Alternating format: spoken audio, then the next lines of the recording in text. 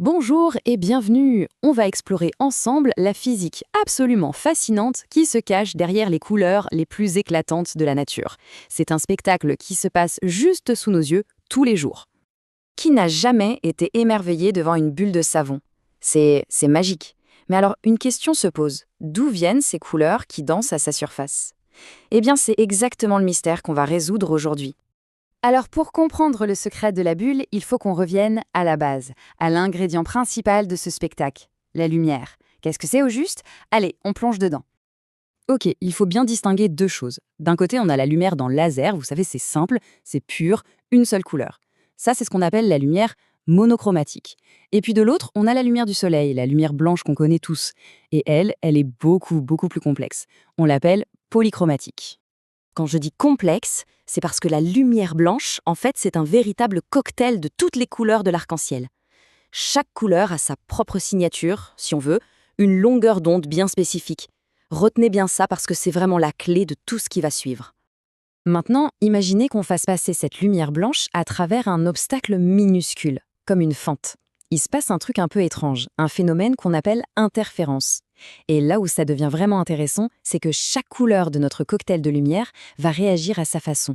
Chacune va créer son propre motif, une sorte de code barre avec des bandes claires et des bandes sombres. Et là, il y a une règle du jeu super importante. Le rouge, qui a une grande longueur d'onde, va dessiner des franges bien larges, bien espacées. Au contraire, le violet, avec sa toute petite longueur d'onde, va créer des franges beaucoup plus fines et serrées. Et c'est justement cette différence d'espacement qui est à l'origine de tout le spectacle. Alors, la question à 1 million.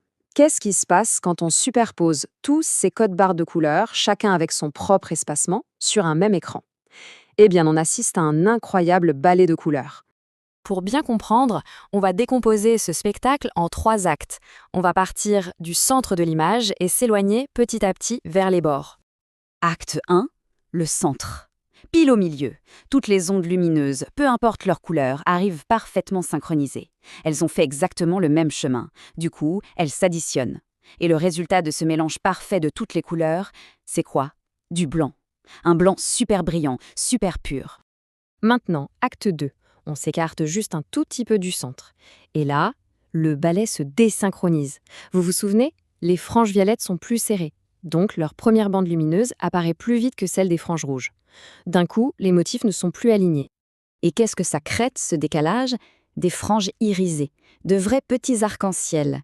Les couleurs se séparent, on voit clairement une bordure intérieure qui tire vers le bleu-violet et une bordure extérieure plutôt rouge.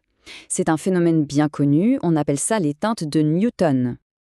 Allez, acte 3, on s'éloigne encore plus du centre. Et là, ça devient, disons, un peu le chaos. Toutes les bandes, les clairs, les sombres, de toutes les couleurs, se superposent dans tous les sens. C'est tellement mélangé que l'œil n'arrive plus à distinguer quoi que ce soit. Tout se brouille. Ce brouillage, on l'appelle le blanc d'ordre supérieur. C'est marrant parce que l'écran nous paraît à nouveau blanc, mais attention, ce n'est plus du tout le blanc éclatant du début. C'est un blanc plus terne, plus fade, un peu comme si toutes les couleurs, après avoir trop dansé, s'étaient mélangées pour former une sorte de grisaille lumineuse. Bon, on a vu la théorie, la lumière, les interférences, le ballet des couleurs. On a toutes les pièces du puzzle. Il est temps de revenir à notre question de départ, la bulle de savon. Et voilà la révélation. La surface d'une bulle de savon, c'est ni plus ni moins la même chose que notre écran d'expérience. Ce fameux ballet des couleurs qu'on vient de décortiquer, eh bien, il se joue en direct et en permanence sur la paroi de la bulle. Alors, comment ça marche, concrètement?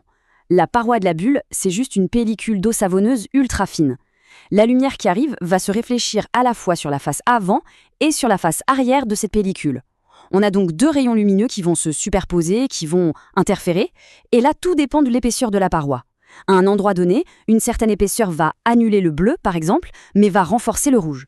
Un peu plus loin, l'épaisseur change et c'est le vert qui va être renforcé. C'est pour ça que les couleurs ont l'air de danser et de changer tout le temps, parce que l'épaisseur de la bulle, elle, n'arrête jamais de changer. Allez, avant de se quitter, une petite info bonus pour les plus curieux. Vous vous souvenez de notre blanc d'ordre supérieur, ce blanc un peu fade loin du centre? Eh bien, si on s'amusait à décomposer cette lumière avec un prisme, comme pour un arc-en-ciel, on aurait une surprise. Le spectre des couleurs ne serait pas complet. Il y aurait des trous, des bandes noires à la place de certaines couleurs. Lesquelles? Précisément celles qui se sont annulées entre elles à cause des interférences. Ce phénomène a un nom, c'est un spectre Canely. Et voilà, on vient de voir comment la lumière blanche, en jouant simplement avec elle-même, peut créer des couleurs spectaculaires à partir de rien. Alors, la prochaine fois que vous croiserez une flaque d'huile avec des reflets irisés, que vous regarderez un CD, ou bien sûr que vous ferez des bulles de savon, vous saurez exactement ce qui se passe. C'est ce magnifique ballet de la physique en pleine action. Et ça nous laisse avec une question: dans notre quotidien, où d'autres ce phénomène incroyable se cache-t-il?